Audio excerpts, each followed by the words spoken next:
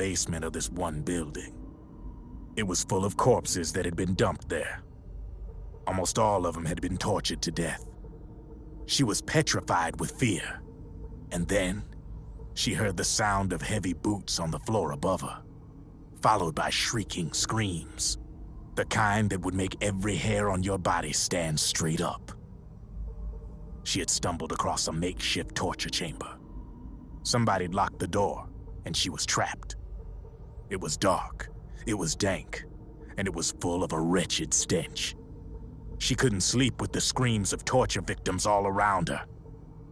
All she could do was sit curled up in one corner of the room, trembling. A week passed, then 10 days. She managed to keep hydrated by drinking the filthy water pooled up on the floor, but there was no food. Being trapped in that kind of place, half crazy from hunger, did a serious number on her mind. Did you know female mantises eat their mates? The screams went on day and night. She covered her ears, but it didn't help. And then, she was saved. By a little black mantis that taught her how to block out the screams, how to plug up her inner ears. What the hell are you talking about? I'm saying, Snake, that when she couldn't stand the hunger any longer, she started feeding on the corpses. But only the male ones. She didn't realize who was doing it. In her mind, it was a female mantis devouring her mates. It was like one big twisted waking dream. There was no mantis, of course. It was all a hallucination. Nothing more than some story spun by another person she'd created inside. Her unstable mind was what made her so vulnerable. Later, they ripped out what was left of her psyche with drugs and hypnosis and implanted the persona of Psycho Mantis. It wasn't her will that controlled the B&Bs. It was Psycho Mantis, half assimilated into her soul, pulling the strings. Screaming Mantis was just another puppet. Anyway, she survived several weeks down in that hellhole and finally got back to the surface. But the screams in her head didn't subside. They would always be with her. Only this time, they weren't real. The inner earplugs didn't work anymore. The black mantis had disappeared. There was no place left to escape. Which is why she was always screaming, to drown out the ones in her own head. But it's over now. You freed Mantis from that dark nightmare. The last of them beasts. You got it, pal. Well, I'm done playing storyteller for a while. Now get going. GW's waiting. And this time, you get to make up the ending.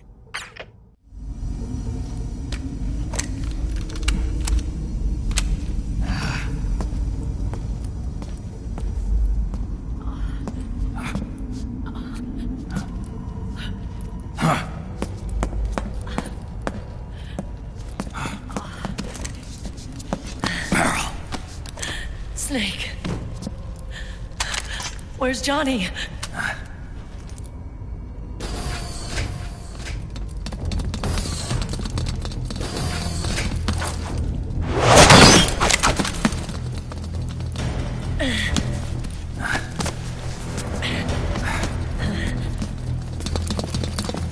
They're here.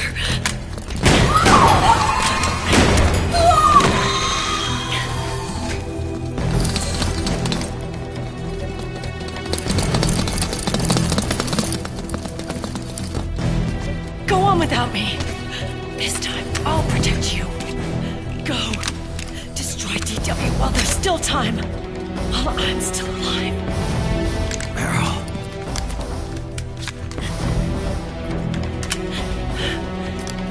Snake, the corridor ahead is full of microwaves.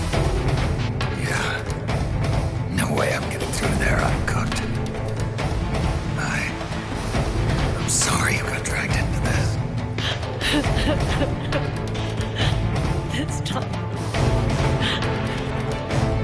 I've got your back. We'll meet again on the other side. Go! Hurry!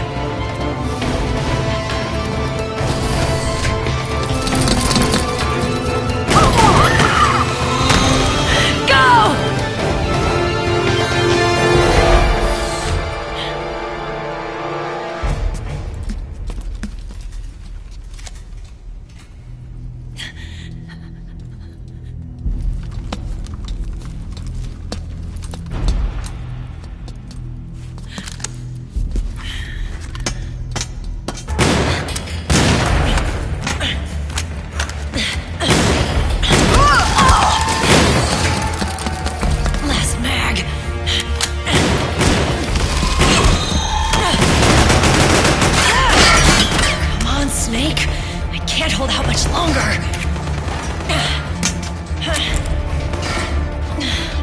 Damn it! I can't protect anyone!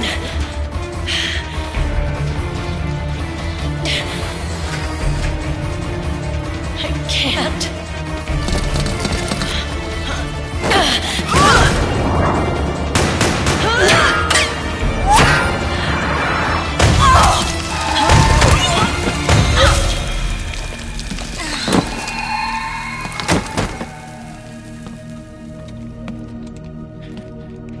Meryl!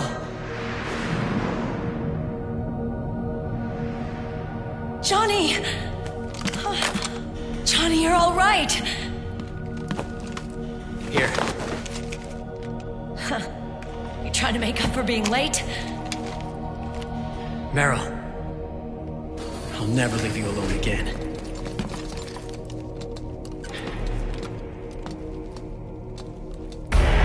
Cover! Clear!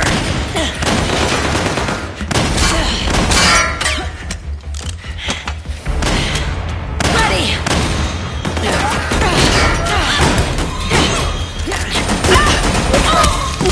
Who needs nanomachines anyway? Right, Johnny? Tell me something! How come Mantis couldn't control you? I figure she probably used people's nanomachines to manipulate their behavior. No nanomachines, no control. But don't you? No! I don't have any nanomachines in me! What? Every time we had mandatory shots, I ducked out. Don't tell me you knew this was gonna happen. Nah! I just hate needles! So that's why you were always out of sync with the team. I tried to keep track of everybody's data on my wearable, but I could never keep up. And why you weren't affected in Europe on the Volta. Yep. Asshole. Johnny, I'm running low. Don't worry. I got these from Drebin. Meryl. Johnny, I never knew all those horrible things I said. Forget it. All those stomach aches.